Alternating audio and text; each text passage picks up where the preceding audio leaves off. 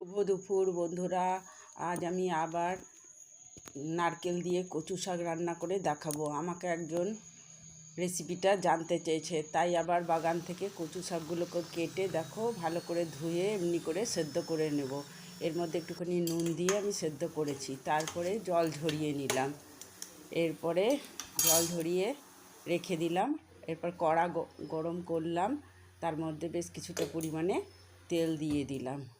তেলটা গরম হয়ে এলে ওর মধ্যে আমি অল্প পরিমাণে পাঁচফোড়ন, তেজপাতা আর শুকনো লঙ্কা দিয়ে দিলাম। এগুলো একটু ভাজা ভাজা হয়ে এলে এইবারে আমি কড়ার মধ্যে জল ঝরিয়ে রাখা কচু শাকটাকে আমি দিয়ে দিলাম। দিয়ে ভালো করে নাড়িয়ে নেব, জলটা যাতে শুকিয়ে শুকিয়ে আসে। জলটা যখন শুকনো শুকনো হয়ে আসবে তখন আমি এর মধ্যে দিয়ে দেব সামান্য পরিমাণে নুন।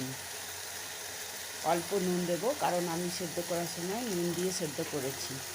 আর এইবারে দিয়ে দেব হলুদ, আর দিয়ে দেব একটু সামান্য চিনি।